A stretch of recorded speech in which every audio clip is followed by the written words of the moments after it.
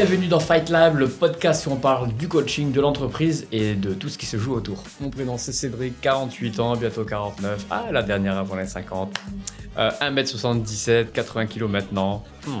Je suis donc co-gérant de la structure, essentiellement présent à Ginko Sport. J'ai une belle partie commerciale. J'enseigne aussi, je donne un peu de cours de boxe, etc. parce que j'aime les sports de contact. Donc aujourd'hui, on est avec Fabien. À son tour, Fabien, présente-toi. Eh bien, Fabien, bientôt 39 ans, dans bientôt un mois. La dernière avant les 40. Exactement, ça fait 4 ans que j'ai rejoint effectivement la structure, d'abord en tant que commercial et ensuite avec la création de MyCoach, aujourd'hui en tant qu'associé.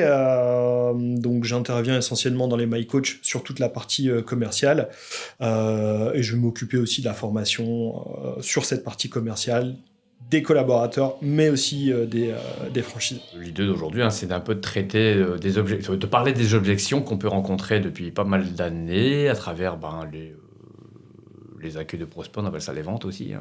Les ventes qu'on peut mettre en place. Donc c'est un paramètre hyper important de traiter les objections. Donc l'idée, c'est d'en discuter avec Monsieur Fernaise. Merci Monsieur Cédric. Ravi d'être là. Et l'idée du podcast, comme tu le disais, on va vraiment traiter cette partie objection. Mais déjà, c'est de définir aussi, c'est quoi une objection pour que nos auditeurs soient bien au clair avec tout ça. Alors moi, je pense qu'une objection, c'est très souvent... c'est très souvent quelqu'un qui a un peu peur, qui a un peu peur de passer à l'action. On passe plus souvent à l'action facilement en achetant un iPhone 15-16. Alors je suis nul, donc je ne sais pas si on est au 16 ou 15. 17 même. 17, voilà, donc voilà, qui coûte 1 500 €, que d'investir dans sa santé physique et très souvent mentale. Du coup, une objection, c'est un peu donner un prétexte pour ne pas démarrer. Bon. Ouais, une sorte d'excuse. Parfois même limite se mentir un petit peu à soi-même.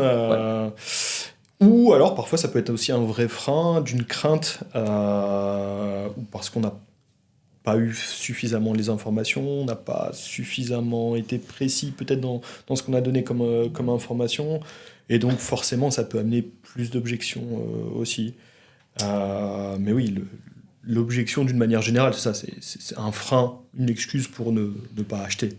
C'est ça, quelqu'un qui est vraiment déterminé, qui est vraiment déterminé, qui a vraiment envie. Il ne va pas te donner de raison. Alors, il peut donner des raisons. Et s'il pensait qu'on fermait à 22h et que lui, il peut venir à partir de 21h, c'est assez rare au final, puisque l'amplitude horaire est plutôt large dans les MyCoach ou chez Ginko Sport. Au niveau des objections, est-ce que tu penses que c'est plutôt un frein ou une opportunité en tant que commercial ? Je pense vraiment qu'il y a deux types vraiment d'objections. T'en parlais là juste avant. L'objection, le mec peut venir à partir de 21h, la salle ferme à 22h ou 21h30. Forcément, cette objection-là, quoi qu'il arrive, t'arriveras pas à la soulever. La technique, un peu. C'est un peu donc, technique. Ouais, c'est ça, c'est technique. Il y a la vraie objection, j'ai envie de dire, qui n'est pas une excuse, mais qu'on rencontre finalement que très peu souvent. Moi, j'appelle ça le 1%, donc limite, ça n'existe presque pas. Et après, il y a l'objection, effectivement, comme on se le disait, où c'est un frein à acheter ou pas oser se lancer. Moi, quand j'entends une objection, ça va être explique-moi encore. J'ai pas très bien compris ce que ça va m'amener, donc explique-moi encore et montre-moi que j'en ai réellement besoin. C'est plutôt comme ça que je la vois, ce type d'objection, et non pas la personne met une objection et merci, au revoir, et on passe à la personne suivante. Donc c'est pas vraiment un frein non plus, c'est plus une opportunité, une chance supplémentaire d'expliquer peut-être d'une manière différente. Ouais, alors des fois il y a même des objections qui sont une opportunité. J'ai en tête par exemple quelqu'un qui fume et qui a l'objection du tarif. S'il ne me dit pas que sa vraie objection c'est le prix, l'argent, je vais pas pouvoir rebondir sur ça. En amont, j'avais compris qu'il fumait. Si c'est quelqu'un qui me dit non, je sais pas, faut vraiment que je réfléchisse, etc., je vais avoir moins moins d'outils pour aller le chercher. Et au final, moi, quelqu'un qui me donne la vraie raison, qui se livre, hein, il dit pourquoi il veut pas démarrer, bah, en fait, c'est une opportunité pour essayer de rationaliser un peu. Je pars d'un principe où quand on reçoit quelqu'un, il n'est pas venu pour rien. Il a envie. Sinon, il ne vient pas du tout. Enfin, Oui, c'est ça, il n'est pas là par hasard. Il ne vient pas. Et après, c'est à nous, dans l'idée, ce qu'on dit souvent en interne, c'est que le rendez-vous avec le prospect, ce qu'on appelle l'histoire sportive, il est mis en place pour éviter que le prospect parle d'objections parce qu'on les traite avant qu'il puisse les poser, par exemple. Bon, des fois, on peut en oublier, des fois, on peut les aborder, mais que ce ne soit pas compris. Donc, à la fin, il va trouver des excuses. Moi, je pense que la majorité, au final, ça reste certainement financier. Et après, c'est le fait qu'on n'ait peut-être pas réussi à projeter un peu le prospect au résultat final. Parce que si aujourd'hui, on connaît les bienfaits d'un médicament, donc on n'hésite pas à prendre le médicament, même si c'est pas remboursé par la sécurité sociale, on va le payer, etc. Et même des gens qui n'ont pas beaucoup d'argent. Et d'ailleurs, je pense à ma mère, petite parenthèse, hein, qui fait des examens, qui doit faire des prises de sang. Donc une panoplie comme ça, elle arrive au laboratoire et ils lui disent « Ah ben ça, c'est pas remboursé ». Et pour ma mère, 60 €, c'est beaucoup. Et du coup, la femme, elle lui dit « On les fait ou pas ?» Ma mère, elle dit oui. Et elle donne 60 €. Santé. Voilà. Et c'est un vrai parallèle avec le sport aussi. Hein. C'est exactement ça. C'est un investissement, ok, mais sur soi-même. C'est pas quelque chose de matériel. Et du coup, on sait que ça va faire du bien au corps et ça nous permettrait même de dépenser moins d'argent dans la santé. L'objection qu'on entend le plus souvent, tu penses que ce serait quoi, toi, Fabien? Facile, je vais réfléchir. C'est la première objection que l'on a à chaque fois. Et en même temps, c'est une objection qui veut rien dire. Parce que je vais réfléchir, c'est une fuite de la personne. Et c'est là où on doit être bon et aller creuser aussi cette objection-là. Mais ok, mais tu vas réfléchir pourquoi? Qu'est-ce qui fait que tu ne te lances pas avec nous? Et c'est en ça où je disais tout à l'heure, ça nous laisse une opportunité supplémentaire de convaincre la personne que la solution de faire du sport, pour lui, c'est la bonne. Ouais, complètement. Enfin, le fait de devoir réfléchir, souvent ce que je dis, c'est qu'il va rien se passer entre maintenant et dans 1 heure.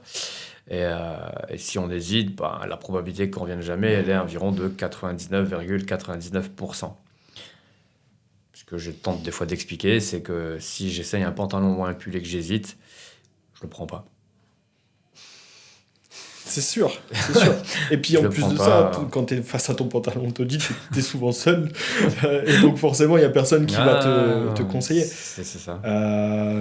Maintenant, justement, toi, comment tu réagis face à cette objection-là? Qu'est-ce que tu mets en place pour essayer de faire sauter cette objection? La réflexion du temps, déjà, c'est de lui expliquer ça, c'est qu'il n'y a rien qui va se passer et que s'il ne prend pas sa décision aujourd'hui, que la probabilité qu'il ne revienne jamais, qu'il ne passe pas à l'action. Donc je reviens un peu sur les questions qui ont été posées en amont, donc l'histoire sportive, sur ses besoins, ses motivations, les raisons pour lesquelles il est là.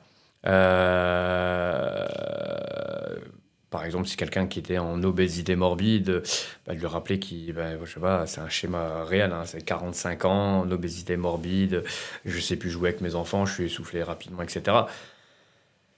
C'est de mettre en face de responsabilité. Enfin, dans 10 ans, t'es mort, mon grand. Ouais. Alors, je parle de cette façon-là. Enfin, à un moment donné, si tu viens me voir et tu dois... Enfin, je me dois d'exprimer le fond de ma pensée. Mon expérience aujourd'hui, si tu as 45 ans, que tu fais 1m75, et si tu t'entends là, c'est toi, passe à l'action. 1m75, 45 ans, 115, 110 kilos, tu as de la misère à jouer avec tes gosses, les escaliers c'est compliqué, tu es fatigué dès que tu te lèves le matin, etc. Fais un truc.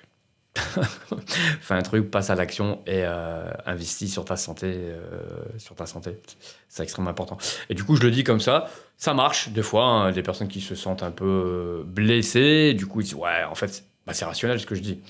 Et d'ailleurs, c'est lui qui me l'a dit. C'est lui qui m'a dit je suis en obésité. C'est lui qui m'a dit je suis fatigué. C'est lui qui m'a dit je peux plus jouer avec mes enfants, etc., etc. Après, les personnes Les personnes qui sont dans ce cas-là, je dois réfléchir. Si on n'arrive pas à les faire démarrer tout de suite, l'idée c'est d'essayer de ne pas les lâcher. Alors moi ce que je fais, c'est que souvent j'essaie de les placer sur une séance pour qu'ils testent quand même une activité physique.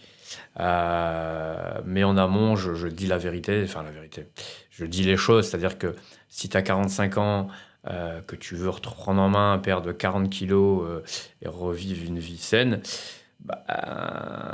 tu vas transpirer, tu vas sentir tes muscles, les muscles que tu n'as peut-être jamais sentis, et que la séance qu'on va faire, la première séance, on va vraiment essayer d'adapter les choses au maximum. Mais à un moment donné, il va falloir mouiller un peu le maillot quand même. Il y a vraiment 3 choses importantes que tu viens de dire, Cédric. C'est le diagnostic initial qui peut nous aider notamment sur cette partie objection. Parce que dans le process qu'on a mis en place et l'importance d'avoir un process justement va faire qu'on va se donner toutes les chances d'y arriver. Mais c'est un outil puissant contre les objections, puisque tous les éléments qu'on va récupérer, ça va être des éléments qui vont contrecarrer un petit peu toutes les objections qui puissent exister. La deuxième chose, ça va être sur, quand il y a une objection, derrière, je vais reprojeter justement la personne sur le diagnostic que j'ai fait, et je lâche pas l'affaire à ce moment-là, parce que c'est justement là où généralement la vente, elle démarre vraiment. Et la troisième chose, je l'ai oublié. Non, la troisième chose, oui, c'est ça. C'est le fait, ça peut arriver à la fin du rendez-vous, la personne n'ose pas se lancer tout de suite malgré tout le traitement des objections.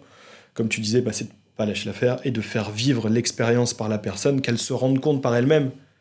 Oui, c'est quelque chose qui va lui plaire, qu'il lui faut et qui lui permettra d'être en meilleure santé qu'aujourd'hui. C'est vrai qu'on a 2 concepts différents, quand même différent, même si à Ginkgo Sport, il y a de l'accompagnement sportif. Sans rentrer dans le détail, on a un tarif différent. Un tarif différent. Moi, j'ai moins... à Ginkgo, on a moins ce côté financier. Mais on l'a. Et je tenterai à dire qu'on l'a de plus en plus. Alors... La partie financière, je pense vraiment qu'il y a un travail qui est fait en amont qui doit être colossal. C'est-à-dire qu'on doit leur faire comprendre que ça ne va pas coûter 19,90 comme chez Basic Fit. C'est-à-dire qu'on doit le préparer. La personne, si elle est là aujourd'hui, c'est parce qu'elle en a besoin. Donc, on lui pose quelques questions aussi de savoir un peu parce qu'elle a déjà fait du sport auparavant. Si oui, 9 fois sur 10, Basic Fit. Du coup, pourquoi elle va pas chez Basic Fit aujourd'hui et pourquoi elle est en face de moi? Et généralement, c'est je cherche de l'aide, je veux être accompagné. Ça, c'est un peu ce qu'on reçoit le plus souvent comme message. Je comprends rien, les machines, ceci, etc. Donc aujourd'hui, nous, on travaille avec de l'humain. Notre activité, elle tourne énormément sur l'humain, sur l'accompagnement avec des humains, même en interne, le côté humain, quelque chose qu'on œuvre énormément. Et du coup, c'est de faire comprendre que le tarif va être différent parce qu'on va l'accompagner, l'aider, répondre à ses besoins, et elle sera jamais seule. Il faut qu'elle comprenne vraiment que ça sera totalement différent de l'expérience qu'elle a vécue auparavant. Maintenant, on a un petit échantillon de personnes qui font du sport et qui veulent performer.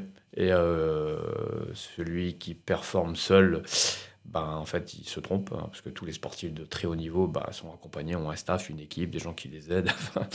Et du coup, si c'était efficace, s'entraîner toujours tout seul, ils le feraient comme ça, ils ne partageraient pas leur bourse, tout simplement. Au niveau des objections, toi, Fabien, au niveau de Ginkgo, MyCoach, est-ce que pour avoir fait les deux et encore le faire de manière ponctuelle, notamment à Ginkgo, donc beaucoup plus côté MyCoach, coaching personnalisé, que Ginkgo, salle avec cours collectifs notamment. Comme tu disais, ce qu'on met beaucoup en avant, c'est cet aspect humain. Et c'est ce que les personnes viennent chercher aussi chez nous, et pas juste être seul face à une machine. Et donc forcément, dès lors qu'on met des moyens humains supplémentaires, quoi qu'il arrive, on n'est pas une entreprise philanthropique, ça coûte de l'argent. L'idée, c'est d'avoir le juste prix, ni trop élevé, ni trop bas, notamment pour pouvoir suivre. Mais l'objection sur la partie Tarifaire, encore une fois, c'est explique-moi encore ce qui se passe dans ton club, j'ai pas très très bien compris ce qui s'y passe.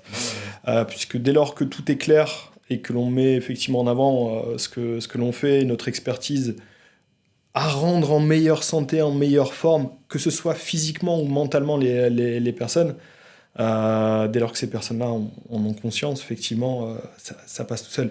Et je reviens sur ce que tu disais aussi tout à l'heure par rapport à cette objection sur la partie tarifaire. Toi aussi qui nous regarde un petit peu ce que tu as dans tes poches, que ce soit en termes de téléphone, l'ordinateur ou la télé que tu peux avoir à la maison. Je suis sûr que ça coûte beaucoup plus cher qu'un challenge chez MyCoach ou un abonnement chez Ginkgo Sport. Complètement, souvent aussi, dans les objections, je n'hésite pas à creuser, à poser les questions sur comment ils vivent. Parce qu'à un moment donné, il faut faire prendre conscience que les finances, souvent, se ment à soi-même. On a évoqué la cigarette, on a évoqué l'alcool. En fait, c'est une question de priorité. Notre santé, malheureusement, peut-être de moins en moins, mais on ne la priorise pas, que ce soit l'alimentation, que ça soit dans l'activité physique, que ça soit dans notre planning hebdomadaire. On appelle ça le temps. J'ai pas le temps. Ça aussi, c'est une objection. Manque de temps. Oui, mais, bon, on se ment en soi-même, le temps, on l'a tous.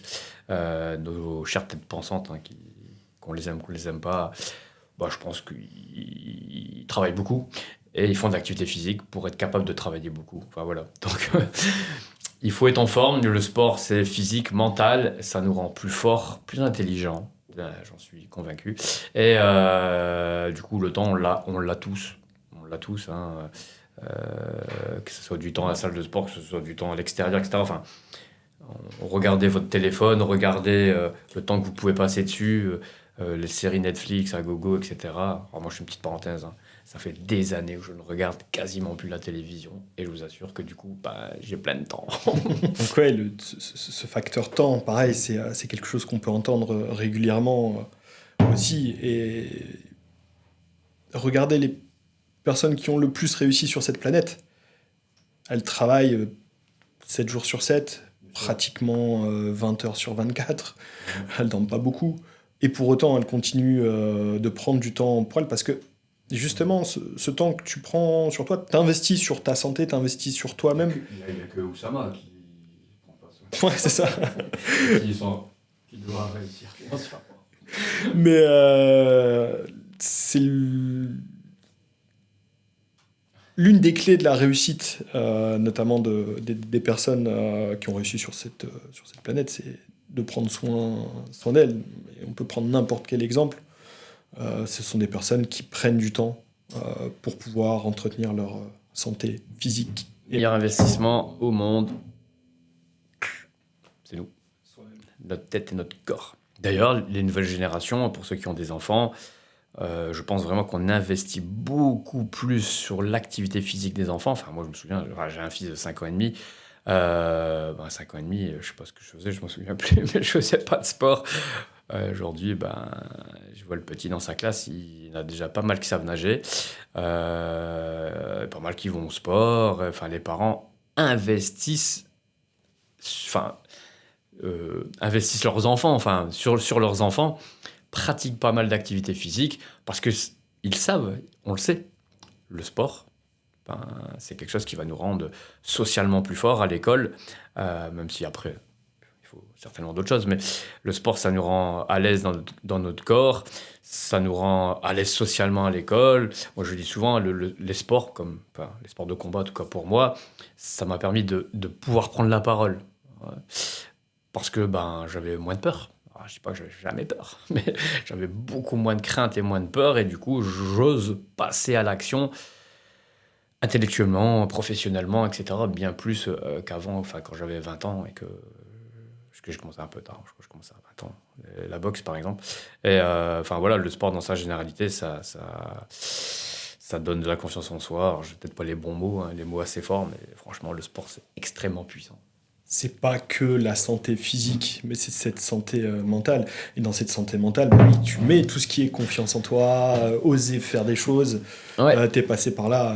J'ai pareil, le même parcours. Je me suis remis vraiment au sport à 23, 24 ans, évolution sociale, professionnelle, puis ensuite derrière décision d'arrêter mon ancienne vie professionnelle et me lancer dans le sport, et ce qui fait que je me retrouve aujourd'hui ici avec vous.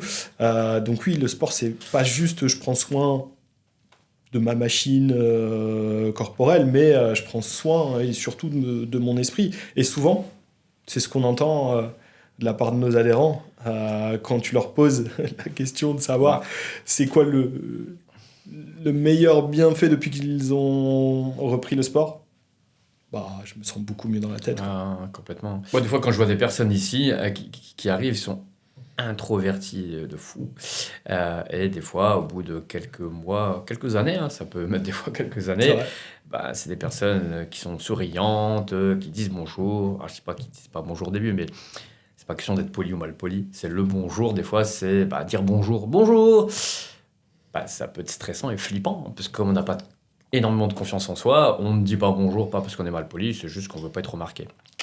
Et du coup, je remarque des personnes, des fois, au bout d'un certain temps, limite, ils étaient un peu inconnus chez Ginko, et au bout d'un an, à peu près, 1 an et demi, ou des fois un peu plus vite, c'est des personnes avec qui on échange plus, parce que elles s'exposent, du coup, on arrive à discuter avec eux. Et puis, c'est vraiment pas les mêmes personnes, hein, c'est plus du tout les mêmes personnes. Je suis complètement d'accord avec ça. Si on revient sur aussi la partie objection, c'est quoi pour toi la pire manière d'accueillir une objection ? C'est de pas la comprendre. C'est de pas la comprendre. Hein. Moi, quelqu'un qui me dit j'ai pas le temps, je dis alors arrête de mentir, t'as le temps, etc. Moi, quelqu'un qui dit j'ai pas le temps, je dis c'est quoi ton planning ? Je veux aller. Si je l'ai pas déjà posé la question, mais qu'est-ce que tu fais dans la vie ? C'est quoi tes horaires ? T'habites où ? Les horaires là, je prends le planning, je regarde, et en fait, j'essaie de rationaliser tout ce qu'il me dit. S'il y a vraiment pas de temps, ça va être compliqué, hein, parce que si ces horaires, je pense aux restaurateurs, hein, mais on a toujours le temps de quelque chose. Mais allez, pour Ginko, Michael, c'est différent parce que l'amplitude horaire est très large. On a des cours le matin, le midi, de 8h à 20h. Donc, j'ai pas le temps, je suis restaurateur, ça fonctionne pas. À Ginko, ça pourrait fonctionner, même si on a des cours le matin, le midi, le soir, si on vient pour les cours, parce que je rappelle qu'on est aussi ouvert pour access. Mais l'idée, moi, c'est d'être rationnel. Je tourne mon ordi, je regarde le planning, donne-moi ton emploi du temps. Je dis, regarde, là tu peux, etc. Il peut pas dire non. Il dit, je suis né à 17h, tu fais quoi à 17h ? Du coup, soit il peut raconter des mensonges, etc. Mais généralement, on ne vient pas pour mentir. On dit la réalité. Et voilà, quoi. Et le temps, je pense vraiment que le prospect, il peut croire qu'il n'y a pas le temps. Et c'est à toi de lui montrer, finalement, le temps est là. Qu'il a le temps. Et après aussi, c'est que dans les objections, cette notion du temps, j'essaie aussi de lui rappeler que aujourd'hui, il vit une vie. Il y a des choses qu'il veut changer, et pour changer ta vie, il va falloir mettre des actions différentes en place. Si tu fais un copier-coller de ce que tu fais là maintenant, ça va pas marcher. Hein, ça va pas marcher, donc du coup, il va falloir changer des choses. Les choses, c'est prendre du temps pour toi. Alors, des fois, j'ai une petite anecdote en tête. Hein. Souvent, les enfants. Alors, je suis passé par là. Hein. Tu as un enfant, tu dis j'ai pas le temps, j'ai mon fils ou ma fille, etc. Alors, il y a une petite phase où, surtout plus pour la mère que pour le père, au final, on a le petit, si on l'allait et tout, ça peut galère et tout. Mais ça va assez vite. Allez, on va dire que l'enfant est à l'école. Une fois qu'il est à l'école, le temps, on va l'avoir un peu plus. Mais très souvent, on se dit on n'a pas le temps, mais en fait, on est un peu égoïste. C'est-à-dire qu'on pense à soi parce qu'on veut passer un moment avec son enfant, et puis on a l'impression de le laisser de côté parce qu'on se dit non, je vais aller au sport pendant 1 heure. Tu vas prendre du temps pour toi, pour pouvoir être moins irrité. Plus cool avec ta femme si c'est un mec, plus gentil avec ton enfant, parce que la vie est fatigante, le stress, etc. Et du coup, l'activité physique va te permettre d'être mieux mentalement et de passer des moments de qualité avec tes enfants, au lieu de dire j'étais là. Ouais, t'étais là devant ta console ou t'étais là à regarder la télévision, mais j'étais dans la même pièce que mon enfant, tu vois.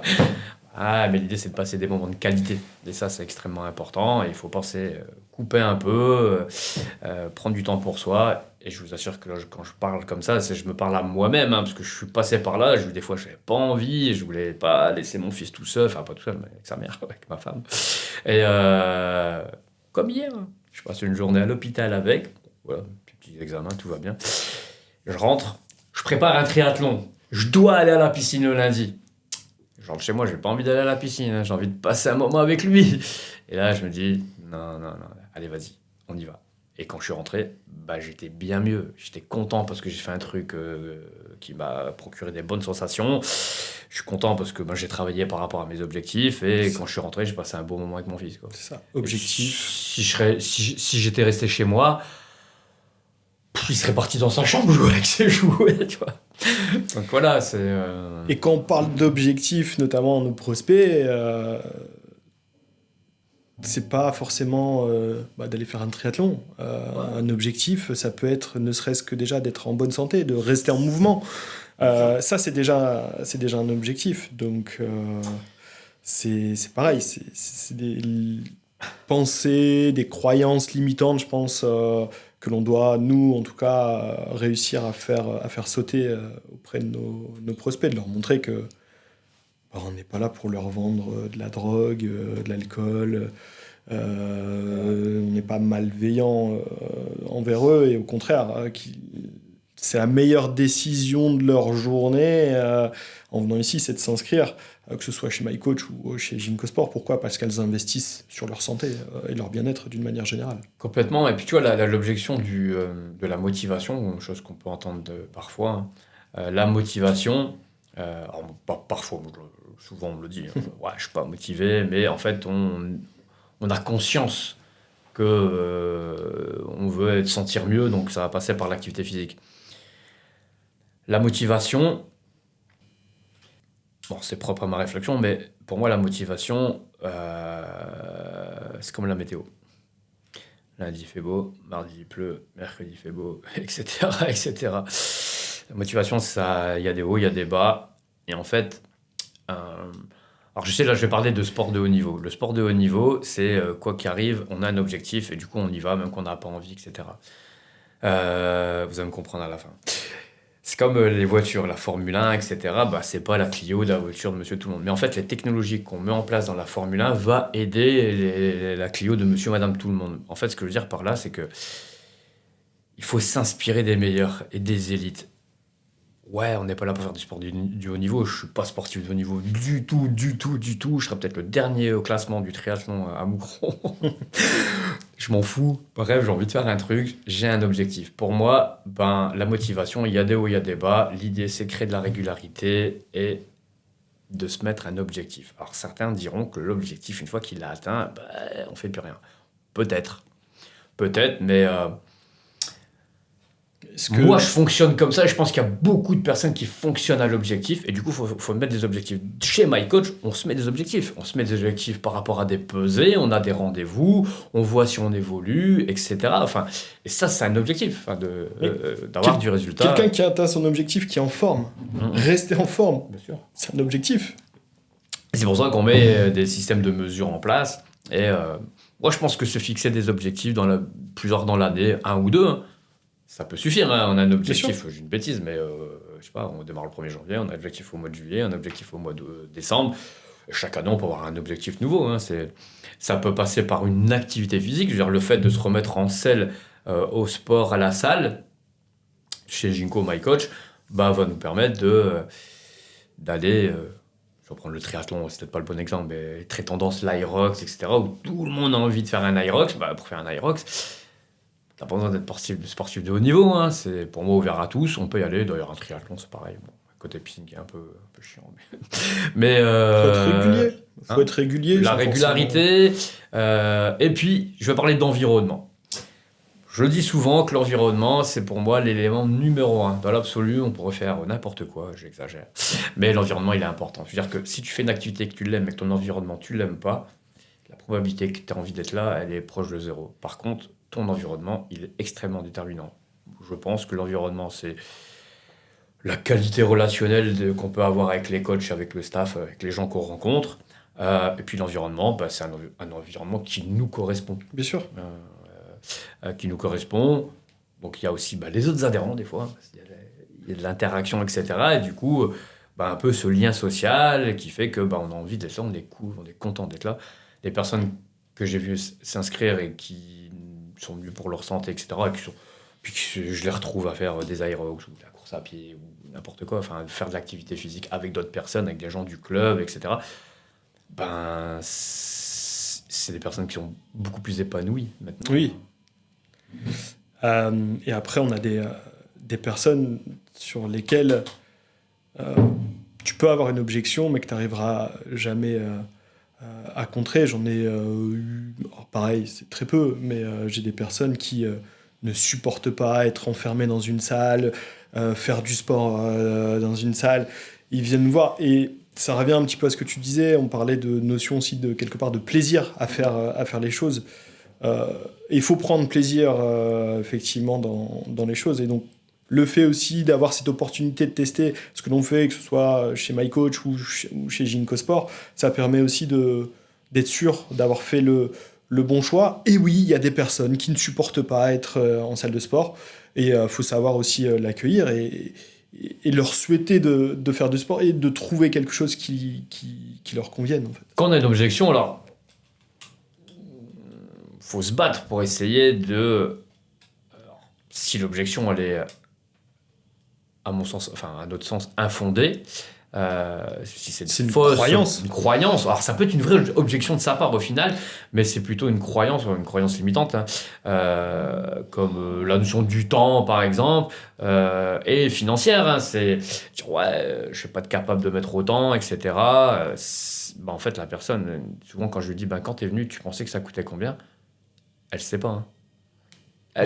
Elle avait aucune idée. Donc, du coup, l'objection financière, en vrai, elle s'est jamais dit. Chose qu'on fait quand on va acheter une cuisine. Quand on arrive, première question du cuisiniste, c'est quoi votre budget 15 000 euros. Ok. Alors, je viens à 25 000 euros. Non, mais j'ai dit 15 000. Ah ouais, bon, on va enlever des charnières, etc. etc. Bon. Quand on arrive... chez un cuisiniste, quand on dit c'est trop cher, avant d'arriver, on s'est mis un tarif en tête. Tu vas te faire des copains cuisinistes. Moi, je les aime bien, cuisinistes, mais j'en ai un, on se connaît bien. C'est un peu ça, hein, c'est le travail des cuisinistes. Hein. C'est vrai, c'est réel. Ça se passe comme ça. Ça se passe comme ça. Et par contre, dans l'investissement qu'on va faire sur notre santé, on chiffre pas. On chiffre pas financièrement. Des fois, des personnes qui disent « faut que je fasse les calculs ». Je suis désolé, hein, moi, il me faut pas 3 jours pour faire des calculs, savoir si je peux mettre allez, je veux dire un prix au hasard, mais 100 euros ou un truc comme ça. Enfin, non, je le sais assez vite. Avec mon téléphone, je prends mes comptes, etc. Bon, en vrai, j'ai rien besoin de le prendre. Je sais si je peux mettre ça ou pas, tu vois. Mais après, je veux faire une parallèle avec, par exemple, les voitures.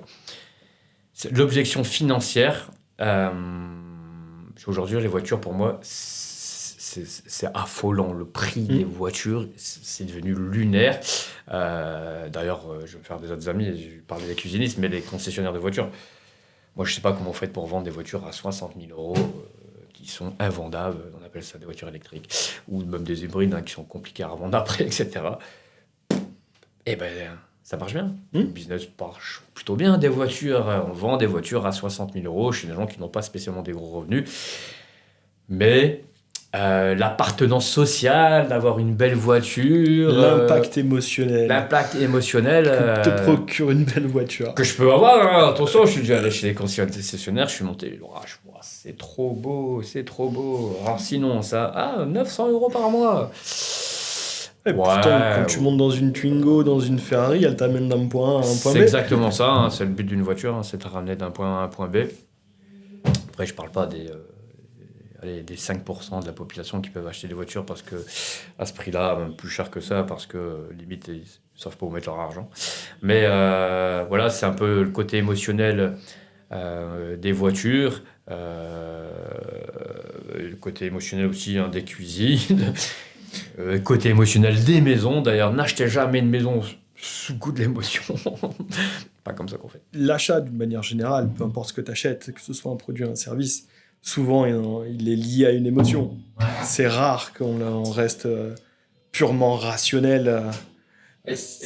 Ouais, c'est ça. Et après, par exemple, enfin, le passage à l'action dans le sport, hein, dans notre santé, enfin, je suis désolé, c'est pas de l'émotion. Enfin, genre aujourd'hui, quand tu investis sur toi, quand tu fais la démarche d'aller consulter des professionnels pour t'aider, t'as pas besoin de 15 jours pour réfléchir. C'est déjà Non. des mois et des années que tu réfléchis souvent. Parce que tu passes. Le fait de venir déjà, c'est pas. On met du temps. Souvent, quand je dis, bah alors, ça fait combien de temps que tu as envie de te reprendre en main? Ouais, entre 6 et 12. Plutôt 6 ou 12? Ouais, 12 mois. Hein. 12 mois. Ça fait un an que je passe devant la salle et tout, et je me dis, ouais, bah, Combien de personnes qu'on a reçues en rendez-vous et qui te disent je suis déjà venu 1, 2, 3 fois, j'ai fait demi-tour.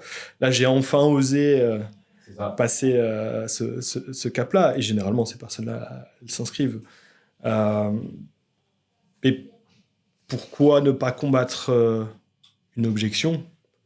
Bah, si t'as pas envie de donner envie justement à la personne de prendre soin d'elle, bah oui, si t'as pas envie de vendre, là, si on parle d'un point de vue purement business, si t'as pas envie de vendre, bah oui, tu ne combats pas une objection. Et tu passes à la suivante. Et puis à la fin de ta journée, tu te retrouves sans avoir fait une vente. À la fin de ta semaine, potentiellement aussi. À la fin du mois aussi. Et donc derrière, t'as plus de suffisamment de chiffre d'affaires pour faire vivre une entreprise. C'est Alors, ça aussi, ne pas combattre une objection. complètement. Après, moi, c'est très rare où ça m'arrive, où je me dis, je vais pas combattre une objection parce qu'en fait, on va pas pouvoir l'aider. Ça m'est déjà arrivé de dire à une personne, en venant chez Ginkgo, bah non, bah on peut rien faire. Grosse pathologie, enfin c'est plutôt dans un mécoche que de que dans un Ginkgo, on va pas pouvoir l'aider, etc. Ça peut arriver. Mais l'idée de combattre une objection, c'est que quand je la combats, c'est que je la combats. Parce que tu es intimement convaincu que ça Bah, va parce que je suis rendre intimement convaincu que ça va on rendre service va à la personne. l'aider, Ouais, bien sûr. qu'il faut se bouger. Alors, dans un MyCoach et dans un Ginkgo, les objections peuvent être différentes au niveau tarifaire. Hein, Sur le fond, je pense que c'est les mêmes. mais sur le fond, ouais, bah, je pense aussi que c'est un peu les mêmes. Après, dans l'accompagnement qu'on peut faire dans un MyCoach, forcément, alors moi souvent on me disait, bon, faites quoi comme activité? Alors, dans un Ginkgo, je vais être technique un peu, je vais expliquer ce qu'on fait. Dans un MyCoach, souvent je réponds, on va faire ce qu'il faut, on va faire l'activité qu'il faut en fait pour résoudre tes problèmes. Globalement, on peut tout faire dans un MyCoach. Ça peut être des techniques très douces, comme des techniques à très haute intensité. Ce qui fait qu'on peut se retrouver aussi avec des athlètes professionnels, comme des personnes qui ont des problématiques de santé. Notre doyenne, 71 ans, sclérose en plaques, et elle vient faire ses séances à la salle de sport. C'est elle aussi qui vient à Ginkgo ou pas? Il y en a une autre qui a une Non, 70 elle a pas- ans. D'ailleurs, quand elle vient, cette dame, je me suis dit, ouais, j'espère à 70 ans, je vais être comme elle, à aller dans une salle de sport, à côtoyer des gens qui ont majoritairement, Ginkgo, 30 ans de moins. Quoi. Enfin, parce que on sent elle est vive d'esprit, fait des activités, enfin, elle tape dans les sacs de boxe et tout. C'est trop bien, quoi. Elle me donne envie. Tu luttes contre la Elle me donne dégénérescence cognitive qui arrive malheureusement à ces âges-là, voire parfois plus tôt même. Ouais, Et du coup, le fait de rester aussi en mouvement et pas se dire c'est pas parce que j'ai 70 ans que je peux pas faire de sport ou je peux pas aller dans une salle de sport ou que je suis obligé d'aller et j'ai rien contre les assos sportives. non, mais c'est pas le même. On parle d'environnement. Enfin, l'environnement est différent. Qui est différent. L'environnement d'un MyCoach et d'un Ginkgo, elle est différente. Enfin, là, j'entends la musique qui va assez fort. Ouais, à Ginkgo, il y a du bruit, quoi. Une salle vivante, etc. Donc, voilà, c'est absolument. Il y a le côté social club dont on a parlé aussi tout à l'heure. Dans un MyCoach, on va plus être dans un côté intime, où effectivement, on va non plus s'occuper d'un groupe de personnes, mais de la personne directement. Ce qui peut faire une grosse différence dans l'accompagnement et de ce que peuvent rechercher des personnes. J'ai eu des personnes, pour revenir à des objections, que j'ai reçues chez MyCoach, et qui m'ont dit « Ah non, moi, c'est pas du tout ce que je recherchais. Moi, je veux être avec du monde, etc. » Et à ce moment-là, on les bascule effectivement côté Ginkgo. Ce sont des personnes qui se sont inscrites. Tout dépend aussi de ce que la personne recherche. Et on revient toujours au même point. Ça va vraiment dépendre du diagnostic que tu vas faire au départ avec la personne. S'il est bon, ce diagnostic-là, bah, les objections, elles seront minimes ou inexistantes. Complètement. Au plus il y a d'objections, au plus. Enfin, ça veut dire que tu les as maltraités au départ, hein, que tu as oublié des choses, etc. Comment adapter son discours selon le concept que My Coach ou Ginkgo? Je ne laissais pas la parole à Fabien. Je lui disais, mais je laisse la parole à Fabien. L'idée, ça va être aussi déjà de bien différencier que c'est deux activités qui sont vraiment différentes et qui répondent à des besoins différents. Pour autant, que l'on vienne dans un Ginkgo Sport ou dans un My Coach, bah, l'objectif c'est de prendre soin de soi. Donc ça reste de l'activité effectivement physique. Maintenant, ça dépend aussi à quel degré je veux m'investir dans cette envie de me remettre en forme, de faire du sport. Euh, Maintenant, le fait de nous adapter, on sait ce que l'on propose chez Ginkgo Sport, on sait à quel type de public ça va convenir. Et pareil chez My Coach. Euh, Chez My Coach, on va plutôt être sur une population qui peut être fâchée un peu avec le sport, qui n'a pas trop le temps de faire du sport, notamment. Si tu cherches quelque chose d'efficace et qui te permet d'avoir les meilleurs résultats sans passer 3 heures à la salle de sport, bah oui, effectivement, un My Coach, c'est fait pile poil pour toi. Dans un Ginkgo Sport, le fait déjà de venir faire du sport dans un environnement qui est comme tu disais, un peu bruyant, il y a du monde, il y a du passage, de prendre le temps de faire les séances de sport, généralement entre 45 minutes, 1 heure, parfois je peux enchaîner plusieurs cours aussi si je le souhaite. Donc ça va être, on va dire, vraiment les grandes différences. Mais sur le fond, on revient toujours à la même chose. On vient dans ce type d'endroit pour prendre soin de soi et faire du sport. Complètement, hein. Et je pense vraiment que l'une des plus grandes différences, c'est l'activité en elle-même. C'est dans le sens où on met en place un programme d'entraînement en fonction de tes objectifs et aussi de ta mentalité. Tout le monde ne réagit pas de la même façon par rapport à l'intensité, à la charge de travail. Bref, c'est un peu technique, mais prendre du muscle, par exemple, bah ouais, on sait que se rapprocher de l'échec musculaire, la tension musculaire, l'amplitude musculaire, bon bref, c'est des choses qui sont assez importantes, mais c'est des choses qui peuvent être très difficiles. Donc, dans un premier temps, c'est d'adapter en fonction de la personne. C'est-à-dire si on a des gens un peu, des adhérents un peu sensibles sur l'activité physique, donc du coup, elles viennent là, comme tu le disais, sont fâchées contre le sport. Si elles ont des courbatures des orteils jusqu'au bout des cheveux dès les 15 premiers jours, enfin, la première séance ou les 2, 3, 4, c'est des personnes où ça leur fait peur. Ça leur fait peur, hein. Ça, voilà, dans un Ginkgo, des fois, c'est un peu différent, ça peut arriver, hein. C'est un peu ça, et après, voilà, c'est le côté beaucoup plus cosy et cocooning, hein, d'un My Coach. Et après, je vais reparler un peu d'environnement, je suis en train de dire de classe sociale également. J'ai 49 ans bientôt. Si je me retrouve qu'avec des jeunes de 18 ans, est-ce que ça va me convenir? Pas sûr. Pas sûr. Ouais, challenge, mais pas sûr. D'ailleurs, je suis inscrit à un triathlon, il y a que des gars de mon âge, quoi. Je regardais, je vois de 40, 50 ans et tout. Ouais, génial. Tu vois, du coup, je suis pas senti. Si j'avais regardé, je voyais que des 18, 20 ans et tout. Je fais, oh là là, 1, je vais être dernier, et 2, je serai le plus vieux, quoi. Enfin, je serai le plus vieux. Alors, aujourd'hui, dans notre travail, hein, le conseiller forme, souvent, c'est de la vente, hein. On vend quelque chose et souvent l'image qu'on a du vendeur, c'est quelqu'un qui parle beaucoup et là. Je rappelle que il faut laisser exprimer le prospect parce que lui il est venu certes pour avoir des informations, mais si on parle beaucoup, on va le saouler, on va le perdre derrière. L'idée c'est qu'il se livre. Et c'est de poser les questions qui vont le faire parler au final. l'humain aime beaucoup parler de lui-même. Donc, si effectivement il ne parle pas de lui-même, oui, on va le perdre et il va rester sur ce côté rationnel. Euh, Tout notre métier repose aussi sur notre capacité à pouvoir générer une émotion par rapport à ce que l'on va proposer. Et dans le concret, bah oui, c'est d'aller chercher la souffrance de la personne. Pourquoi elle vient nous voir aujourd'hui? Elle a forcément une problématique à régler. Et c'est parfois des choses qui l'empêchent, même souvent, qui l'empêchent de dormir le soir.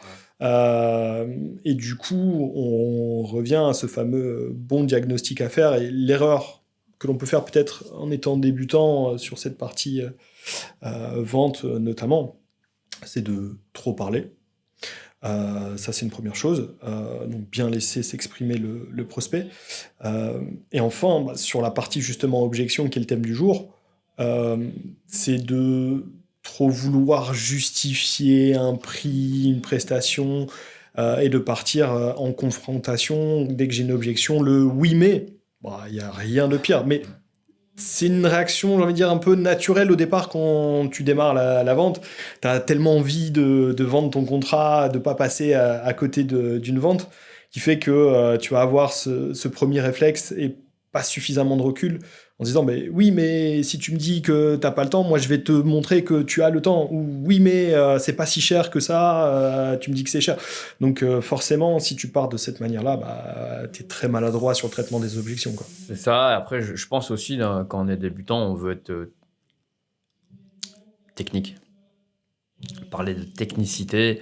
Alors, si on est débutant, sportif, qu'on connaît bien le monde du sport, on est encore plus mauvais. C'est-à-dire qu'on veut vraiment lui expliquer que l'Aerox, c'est le meilleur truc au monde. Moi, sur 100 personnes, j'en ai 90, voire 95 qui ne savent pas c'est quoi un Aerox. Même le cross training, on peut pas dire crossfit, hein, je rappelle, bon bref, cross training. Bon, au final, pas tant que ça, hein. Bon, c'est un peu plus démocratisé, c'est un peu plus vieux, etc. Mais au lieu d'expliquer c'est quoi un wall ball shot ou je sais pas quoi, là, je suis très mauvais sur les termes de crossfit ou d'Aerox. Mais bah, c'est de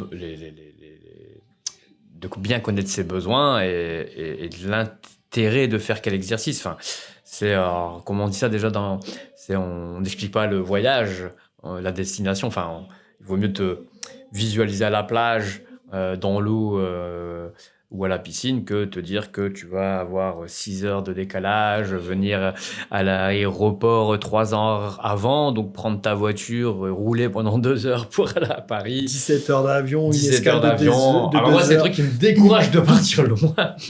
Ça me saoule. Et quoi. pour autant, quand tu arrives à cette fameuse destination, bah, Ah bah, toute t'es bien. cette partie voyage, tu l'as oublié, quoi. C'est exactement ça. T'es là-bas, tu dis ouais, vivement qu'on revienne. Tu vois. Exactement. C'est ça. Donc il faut comment on dit ça déjà Enfin, on n'explique pas le voyage, on explique plutôt la destination. Montrer effectivement la destination plutôt que le voyage.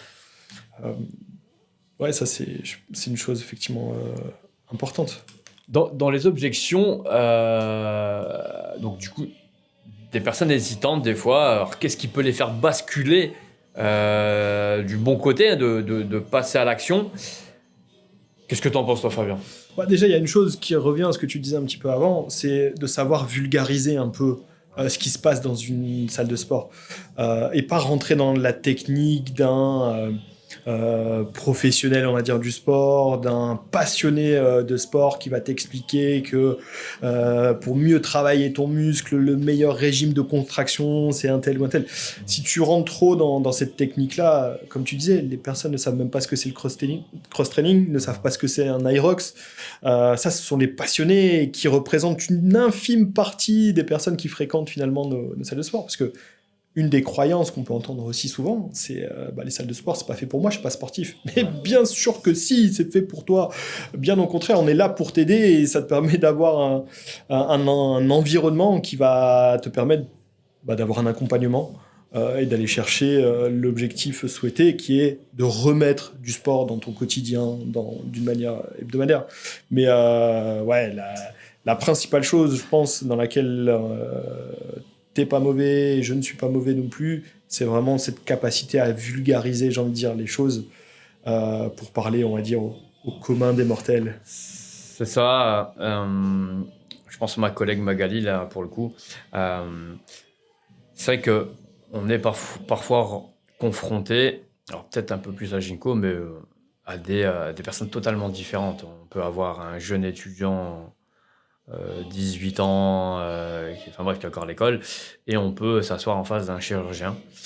Du coup, la pression est différente très souvent, mais il faut savoir s'adapter à la personne qu'on a en face de soi. Je tenterais qu'à dire, je pense quand même un chirurgien, au final, on peut simplifier notre discours parce que généralement, ils savent pas grand-chose sur l'activité physique. Au final, ils sont très compétents dans leur domaine.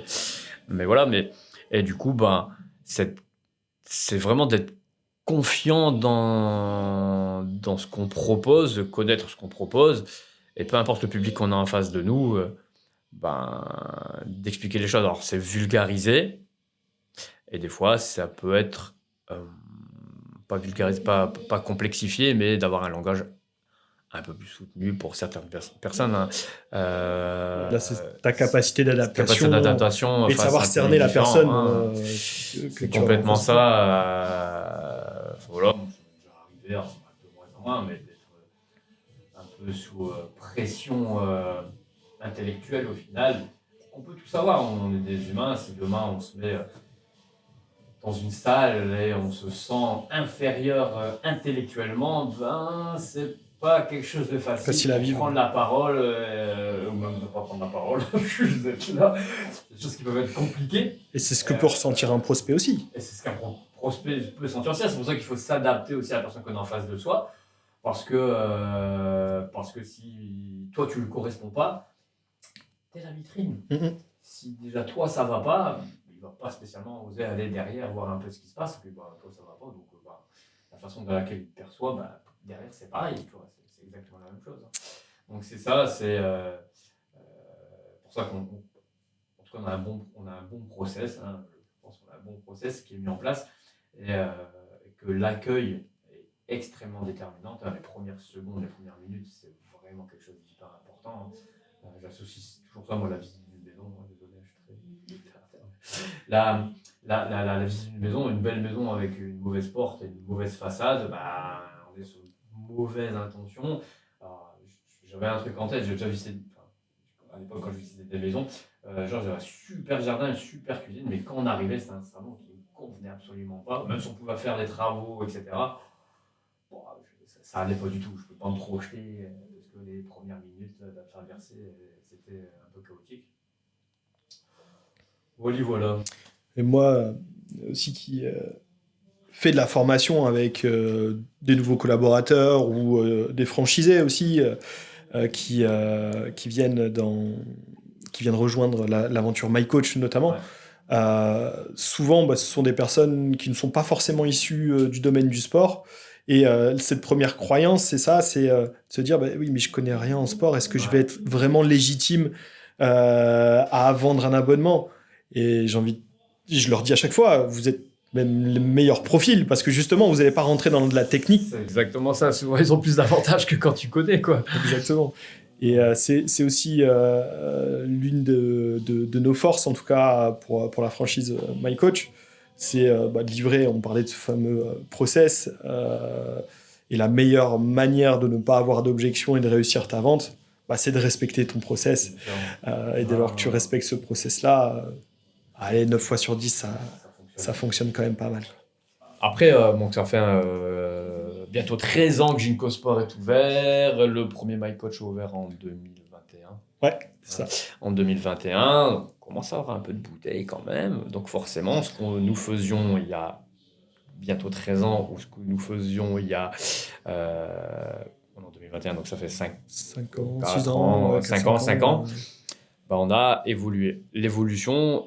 Souvent, c'est les échecs qui nous font évoluer au final.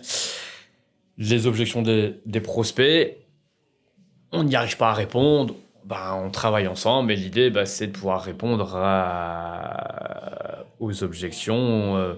Du coup, les erreurs du passé font qu'on est bien meilleur aujourd'hui, continuera toujours de s'améliorer. Hein. Celui qui croit savoir, c'est qu'il commence à être dans l'ignorance au final. Et du coup, on n'hésite pas, en tout cas moi, à titre personnel, de me remettre en question. Et je pense qu'on est un peu tous pareils. Hein. C'est que on progresse et souvent, on progresse dans la négation. C'est-à-dire que si je discute, je vais reparler un peu de cet environnement. Je suis dans une salle avec toutes des personnes où j'estime qu'ils sont plus intelligents, plus de culture, etc. En fait, ces gens-là, ils vont me mettre en difficulté. Du coup, ils vont me permettre de progresser. C'est un peu comme une vente qui se passe mal. Elle va me permettre de me progresser. Si je fais que des ventes qui se passent bien, au final, tu vas te détacher un peu plus du truc, du process, et tu vas faire de plus en plus d'erreurs. Et je vais faire de plus en plus d'erreurs.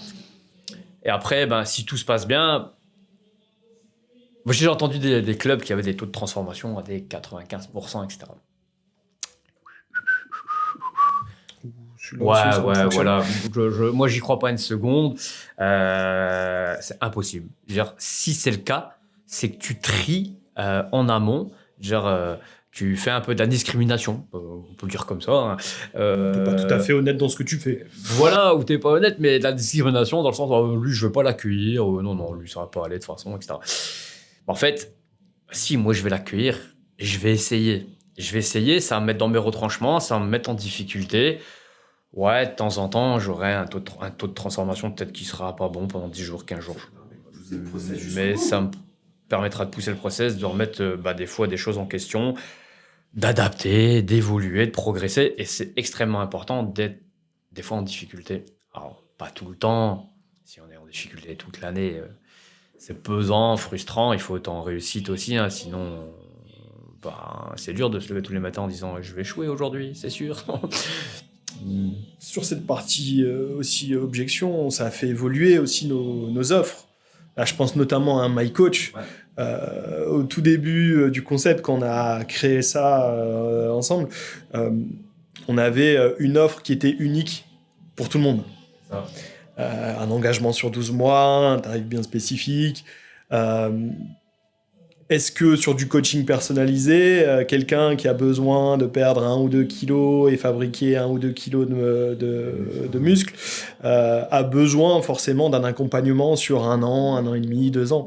Non. Et donc cette objection-là, forcément, quand on l'a rencontrée, notamment sur la partie engagement, ça nous a permis aussi de nous remettre en question et de se dire, ok, vraiment, pour qu'on soit crédible aussi, qu'est-ce qu'on peut mettre en place? Et donc là, on a fait évoluer aussi nos offres qui nous permet aujourd'hui encore mieux de nous adapter à la demande des personnes.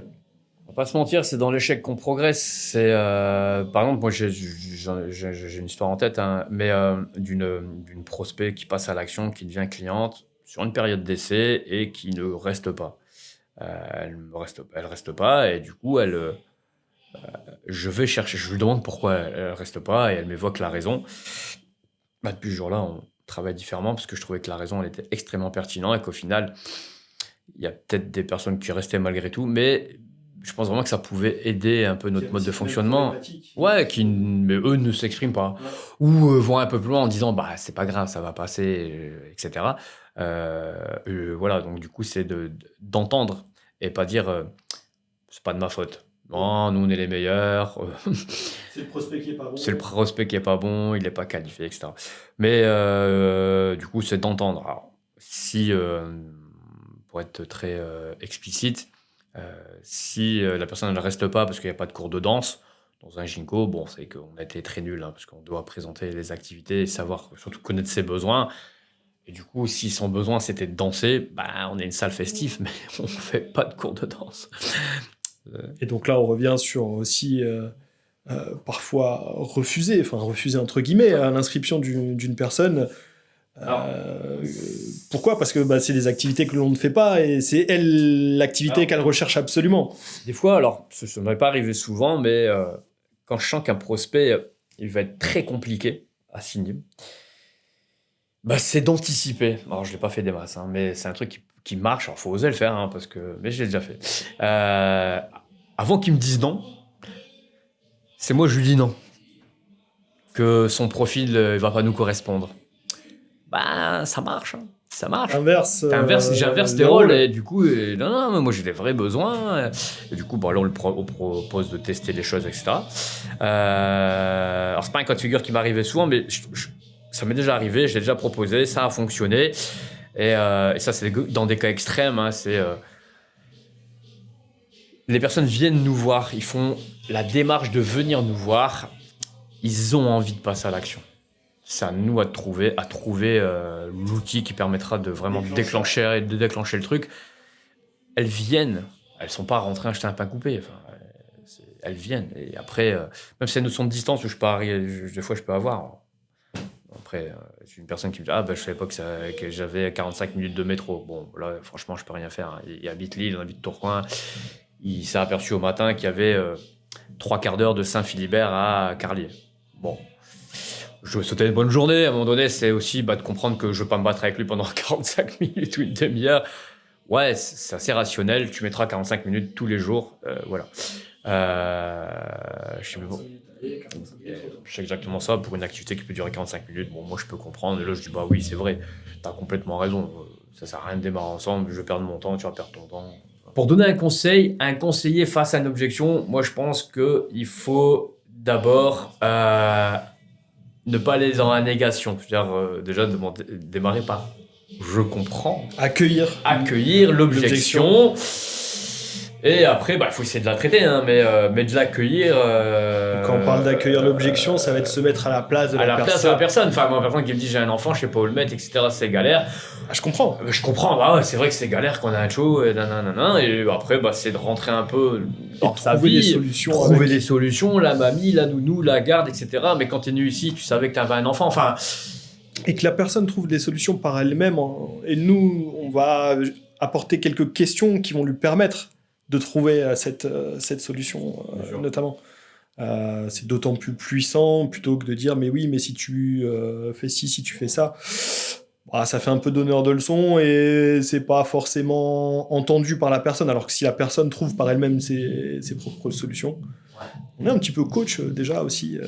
Complètement, c'est le travail démarre tout de suite d'accompagnement sportif ou mental, ça démarre le jour où il rentre dans la salle.